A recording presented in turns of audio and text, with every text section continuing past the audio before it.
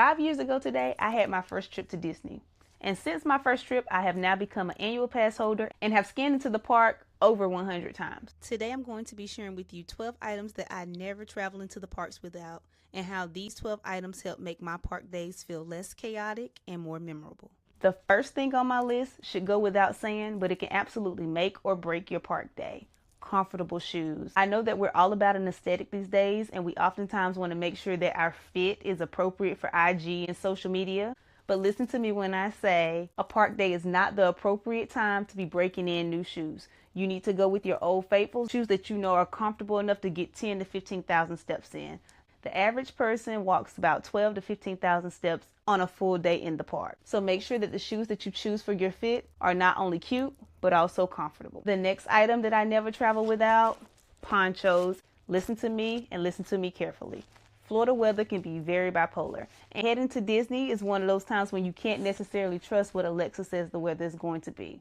Florida is known for pop-up showers and storms, and having a poncho with you is going to be very important. Now, could you buy it in the park? Absolutely. Are you going to spend too much money? Absolutely. So you want to make sure that you stop by the dollar store or either grab them in bulk off of Amazon prior to heading to the park. Pro tip for the poncho: if you plan to ride Tiana's Bayou ride, it gets you extremely wet. So if you have a poncho, you can just put it on to keep your clothes dry and not having to spend the remainder of your day walking through the park soaking wet. Another pro tip would just be make sure that that ride is the last ride before leaving the park. That's what I always do. Next item that we're not leaving, portable fans. Those hot and humid days whenever you're trying to step out of the heat for a moment and just cool off, these fans are going to come in handy for sure. And as you can see, they sell multiple sizes.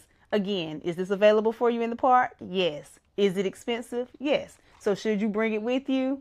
Absolutely. Now, this next item is one that I did not start bringing with me into the park until about 2 years ago. And one thing I love about Disney is that they try to decrease their carbon footprint. So they are very environmental conscious. I love that about them. The thing that I dislike about that is they don't give you lids for your drink, and they only give you paper straws. And I absolutely do not like a paper straw. So my next item that I never travel into the park without is a reusable straw. Now this comes in handy because, again, it is very small and compact. I use it when I'm having my beverages. I'm able to clean it very easily, as it also comes with a cleaning applicator. So you're able to get in there and clean it very well. It also packs back in. You can push it back down, close it back in the cap, screw the lid, and voila. Absolutely love this. Will not travel without it. Reusable straw. Now, if you're traveling with littles, this would be a pro tip for you. You may also want to carry refillable bottles. It is extremely hot on park days, and we want to keep those babies hydrated. So you want to make sure that you're grabbing refillable bottles so that you can keep something with electrolytes inside to keep those kids hydrated. The next item, portable charging banks. I personally travel with this one and use it first because it charges into the wall, and I'm able to charge my phone about 2.5 times before it dies. However, in the case that it's been an extremely long day, or I have someone with me that is also using this alongside me, I will default and also bring the FuelRod. I love the FuelRod because I actually purchased this from Disney. And Disney has this special system where you make this purchase. This costs about $30, and you're able to recharge it each evening once you get back to your hotel. But if you're in the park and your fuel rod dies, they actually have a swap station where you can take it, drop the empty fuel rod in, and swap it for free for a fully charged fuel rod. So this is a Disney hack that I always share with my friends. Is yes, it is a $30 investment at the beginning, but it is a gift that truly keeps giving, because once you've purchased this $30 fuel rod, you can continue to swap it at Disney parks and Disney properties for free, as long as you have the empty fuel rod. The more you know, right? Next are my first aid and personal kits. Now, if you've been here for a while, you know how I feel about a first aid kit. You never need it until you do, so you always need to have it with you. And then the personal kit, I typically just have some extra deodorant because, again, it's hot at the park, some sunscreen, and my handy dandy chafing stick. This saves the day and my thigh. Now, as you can see, these items that I've taken to the park with me, you got to have somewhere to put them, which brings me to my next item is personal bags of some sort that's going to meet your needs. Now, I typically travel into the park without kiddos, so I'm able to get by having a smaller bag.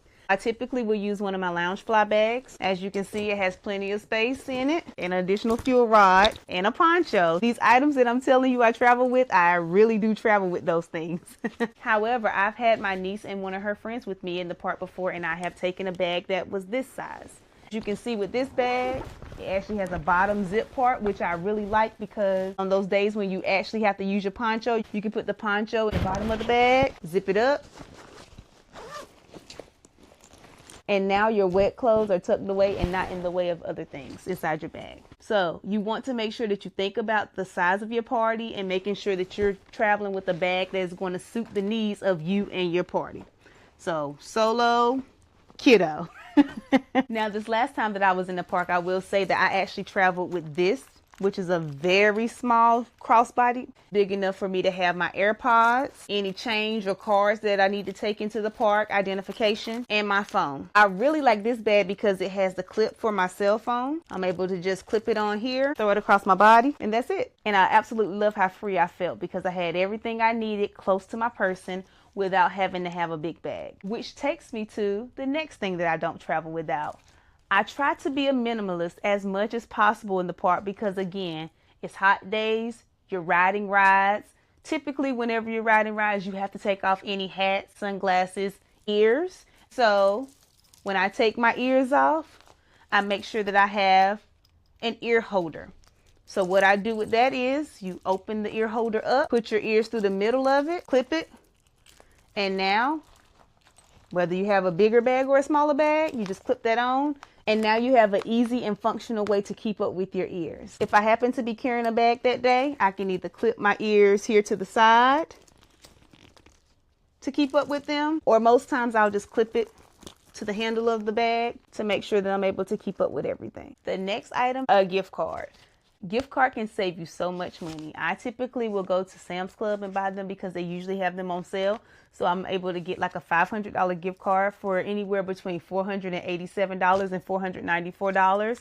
In the grand scheme of things, most people might say, oh, well, $6 doesn't make or break you. However, anytime that we can find ways to save $1 or $2, we want to save $1 or $2. So I typically will get this gift card. I navigate to DisneyGiftCard.com and I upload this to my account. And by me having it uploaded on my account, when I'm in the park, I can be card free. I just navigate to the gift card that I have now downloaded to my wallet, and voila, we now have our Disney gift card uploaded on our phone. You will only be able to add one gift card to your wallet, and whenever you transfer funds from one gift card to your main gift card, it will always just have the original amount of the card. However, every time you make a purchase, your remaining balance will be on the receipt. So I always tell people, if you're going to use this hack and add all your money to one gift card and have it in your wallet, make sure that you're always getting your receipt at the purchases so that you will know what your real total is. Because on your phone, on the wallet, it's always just going to have the amount of whatever the original purchase of the gift card was that you added. The next items that I never go into the park without, carabiners of different sizes. These can come in handy and be used for so many things. You can use these for your ear clips. I use it for my reusable straw. I also use it for my absolute favorite snack, popcorn. I never travel into the park without my popcorn bucket. I look at this popcorn bucket as an investment because although it costs me $15, I am able to get unlimited refills with this bucket for $2.50. That is an absolute steal. These carabiners can be used for hooking my popcorn bucket onto my bag or hooking my popcorn bucket onto my smaller bag. So make sure that you pack a few carabiners and have them hanging off of your bags because you never know what you will need them for. Although this seems small, it can serve many purposes. I usually will use it whenever I purchase merch inside the park. If I don't feel like carrying my bag in my hand, and if I don't have a bag that's big enough for me to put that bag inside, I would typically just clip the bag that the items came in to this carabiner and clip it to whatever I might be carrying. Now, if you stuck with me this far, I'm going to give you a small pro tip because as I said, whenever I typically travel into the park, I usually don't have littles with me. However, I have traveled into the park a few times with my niece, and she was 2 at the time and we needed strollers. So if you're traveling into the parks with a kiddo, I would recommend having a luggage tag where you actually put your family name on it and clip it onto your stroller. Or if you don't have a luggage tag, grab something like a ribbon so that you have a personalized identifier, because what happens is whenever you get onto the different rides, cast members will move the strollers around while you're waiting in line, and the stroller may not be where you left it. So when you have personal identifiers, it makes it easier for you to go back and identify your items once you get off the ride.